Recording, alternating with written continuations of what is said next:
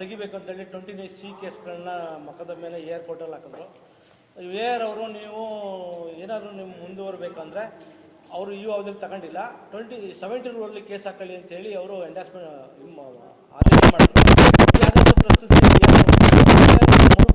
ಅಂತೇಳಿ ಪುನಃ ಅವ್ರಿಗೆ ಹಾಕಿದ್ರು. ಅವ್ರು ಪುನಃ ಆದೇಶ ಮಾಡಿ ಹೈಕೋರ್ಟಲ್ಲಿ ಸ್ಟೇ ಇರೋದ್ರಿಂದ ಏನು ಮಾಡೋಕ್ಕಾಗಲ್ಲ. ಅವರು ನೀವೇನಾದ್ರು ಕೋರ್ಟ್ ಆದೇಶ ಬಂದ ಮೇಲೆ ಅದನ್ನ ಪರಿಶೀಲಿಸ್ಬೋದು ಅಂತೇಳಿ ಪುನಃ ಅವ್ರ ಆದೇಶವನ್ನು ಮಾಡವ್ರೆ.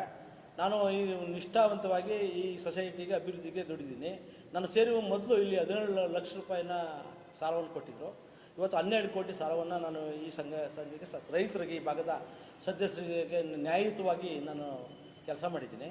ಹಾಗೂ ಈ ಬಿಲ್ಡಿಂಗು ನಾನು ಬಂದ ಮೇಲೆ 1 ಕೋಟಿ ರೂಪಾಯಿಗಳ ಬಿಲ್ಡಿಂಗ್ನ ಕೆಲಸಗಳನ್ನ ಮಾಡಿದ್ದೀನಿ. ಅಭಿವೃದ್ಧಿ ಆಗೈತೆ, ಸಂಘ ಅಭಿವೃದ್ಧಿ ಆಗೈತೆ, ಅತ್ಯುತ್ತಮವಾಗಿ ನಡ್ಕೊಂಡು ಹೋಗ್ತೈತೆ. ಇದನ್ನು ಇವರು ನನ್ನ ವೈಯಕ್ತಿಕ ಕಾರಣಕ್ಕೋಸ್ಕರ ಇವರು ಇಲ್ಲಿ ಸರಾಪ ಮಾಡೋದು, ಅಧಿಕಾರಿಗಳಿಗೆ ಒತ್ತಡ ಇರೋದು, ಇದನ್ನ ಬಿಡಬೇಕು.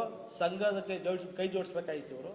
ಇವರು ಸಂಘದ ವಿರುದ್ಧ ಚಟುವಟಿಕೆ, ಪ್ರತಿ ಒಂದು ಹಂತದಲ್ಲೂ ವಿರುದ್ಧ ಚಟುವಟಿಕೆ ಮಾಡ್ಕೊಂಡು ಬಂದು ಆಮೇಲೆ ಎಲ್ಲರನ್ನೂ ಬ್ಲ್ಯಾಕ್ ಮೇಲ್ನ ಬಿಡಬೇಕು. ನಮಗೆ ಸಹಕರಿಸಲಿಲ್ಲ, ನಮ್ಮ ವಿರುದ್ಧವಾಗಿರೋದ್ರಿಂದ ಅವ್ರನ್ನ ವಜಾಗೊಳಿಸಿದ್ದೀವಿ. ಅವ್ರ ಸದಸ್ಯತ್ವವನ್ನು ಸಭೆಯಲ್ಲಿ ಎಲ್ಲರೂ ಸೇರಿ ಸರ್ವ ಸದಸ್ಯರ ಸಭೆಯಲ್ಲಿ ಅವ್ರನ್ನ ವಜಾ ಮಾಡಿದ್ದೀವಿ.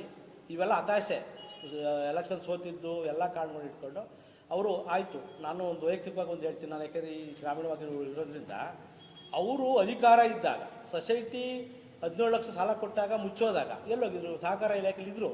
ಇಲ್ಲೇ ಚಿಕ್ಕಪೇರಿ ಗ್ರಾಮ ಅವ್ರ ವಾಸ. ಆದರೂ ಸಹ ಅವ್ರು ಏನು ಸಹಕಾರ ಮಾಡೋರು ಇಲ್ಲಿಗೆ?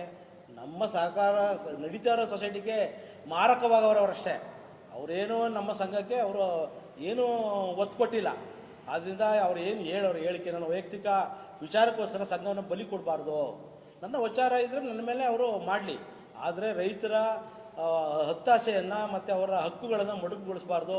ಅವ್ರ ಅಭಿವೃದ್ಧಿ ಆಗಬೇಕು. ರೈತರಿದ್ರೆ ದೇಶ. ನಾವು ಏನೇ ಮಾಡಬೇಕಾದ್ರೂ ನಾವು ನಿಯಮ ಪ್ರಕಾರ ಮಾಡಿದ್ದೀವಿ. ಆಮೇಲೆ ಸದಸ್ಯ ಮಾಡ್ಕೊಂಡಿದ್ದೀವಿ, NCL ತೊಗೊಂಡಿದ್ದೀವಿ. NCL ತೊಗೊಂಡವ್ರು ಸಾಲ ಮಂಜೂರು ಮಾಡಿದ್ದೀವಿ. ನಾವು ಸಾಲ ಮನ್ನಾವನ್ನು ನಾವು ಆನ್ಲೈನಲ್ಲಿ ಹಾಕಿದ್ದೀವಿ. ಯಾವ ರೈತನಿಗೆ ಸಾಲ, ಅವನ ಸಾಲದ ಖಾತೆ, ಆಮೇಲೆ ಅವನ ಅಕೌಂಟ್ ನಂಬರು ಎಲ್ಲ ಹಾಕಿದ್ದೀವಿ. ಸುಮ್ಮನೆ ಮಿಸ್ಯೂಸ್ ಆಯಿತು. ಜನಕ್ಕೆ ನನ್ನ ಮೇಲೆ ಅಪಪ್ರಚಾರ ಆಗೈತೆ, ನನಗೆ ನೋವಾಗೈತೆ. ಯಾಕೆಂದರೆ ನಾನು ಪ್ರಾಮಾಣಿಕವಾಗಿ ಸಾಲ ಮನ್ನಾ ವಿಚಾರದಲ್ಲಿ ನಾನು ಕ್ಲಿಯರ್ ಕಟ್ಟಾಗಿ ನಾನು ಮಾಡಿದ್ದೀನಿ. ಎಲ್ಲ ದಾಖಲಾತಿಗಳನ್ನು ಲೋಕಾಯುಕ್ತಕ್ಕೆ ಇವರು ಅರ್ಜಿ ಸಲ್ಲಿಸಿರೋದ್ರಿಂದ ಎಲ್ಲರಿಗೂ ಸಬ್ಮಿಟ್ ಮಾಡಿದ್ದೀನಿ. ಆಮೇಲೆ 64 ಎಂಕ್ವೈರಿಗೆ ಒತ್ತಾಯ ಮಾಡವ್ರೆ, ರಿಯಾಲಿಟಿ ಒತ್ತಾಯ ಮಾಡವ್ರೆ. ಏನೇ ಮಾಡಿದ್ರು ಸಹ ಈ ಕಾರ್ಯದರ್ಶಿ ಅಂತ ಮುಖಗಣಕ ನಾನು ಪ್ರಾಮಾಣಿಕವಾಗಿ ಸೇವೆ ಸಲ್ಲಿಸಿದ್ದೀನಿ. ರೈತರ ಹಿತಾಸಕ್ತಿಗೆ ಬದ್ಧವಾಗಿದ್ದೀನಿ ಅಂತ ಹೇಳ್ತಾ ನನ್ನ ಮಾತನ್ನು ಮುಗಿಸ್ತೀನಿ.